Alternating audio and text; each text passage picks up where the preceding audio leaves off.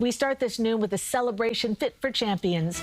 The parade preparation for the NBA champs, the New York Knicks. Security will be especially tight with thousands of NYPD officers on hand. Barricades and bleachers are going up along the parade route. And if you want to get in, you'd better get there early. Political reporter Marcia Kramer live at City Hall with the details. Hi, Marcia. Hey, Cindy, how you doing? Well, sources are telling me that the police are going to be very, very careful about who they let in. Once the pens are filled, they're going to close the pens down. So it's first come, first served. So as you say, people should get here early.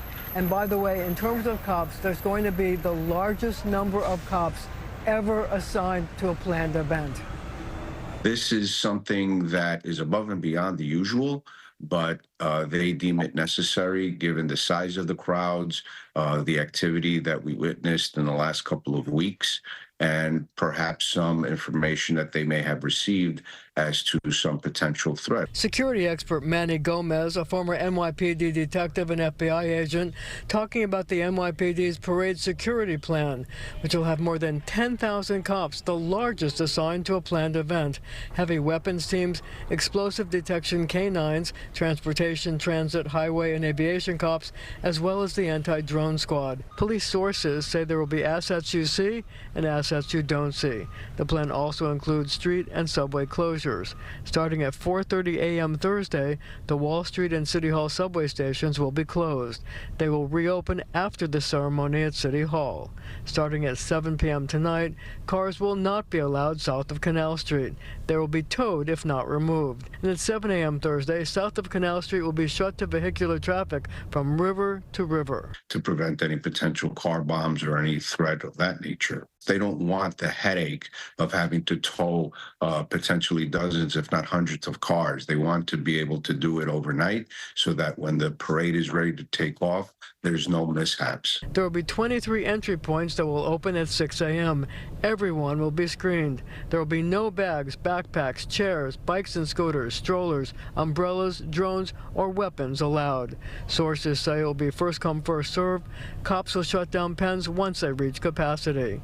Meanwhile, parade preps are in full force. Officials putting finishing touches on the city's historic lead parade car, a Chrysler Imperial Phaeton, which has been used in every parade since 1952. And along the parade route, sidewalks were washed, potholes filled, and barricades put in place along Broadway.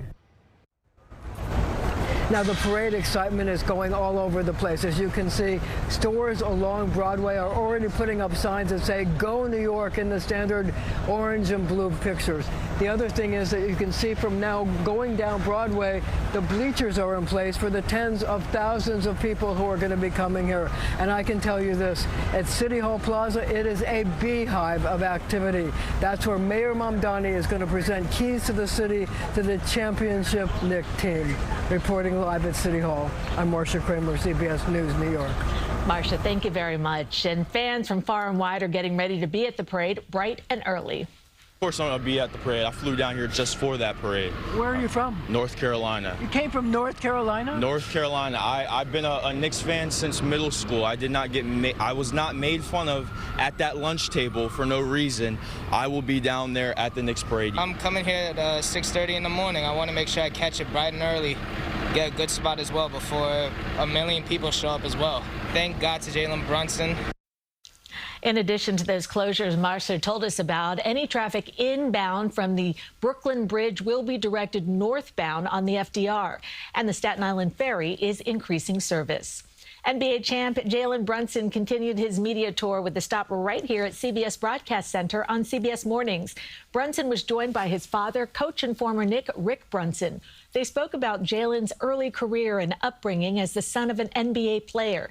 Jalen also talked about his father's influence and his love for the game. Everyone sees the videos of me and him in the park, and like yelling at me, getting on me, but no one saw the conversations like after the fact or before saying, "Is this what you want to do for a living?" The answer was always yes. Brunson was named the NBA Finals MVP after he led his team to the big win. He scored 45 points, setting a Knicks record for a finals game.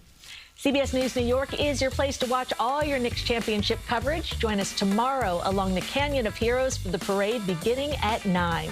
And for more information, go to our website, cbsnewyork.com, to check out our Knicks parade guide.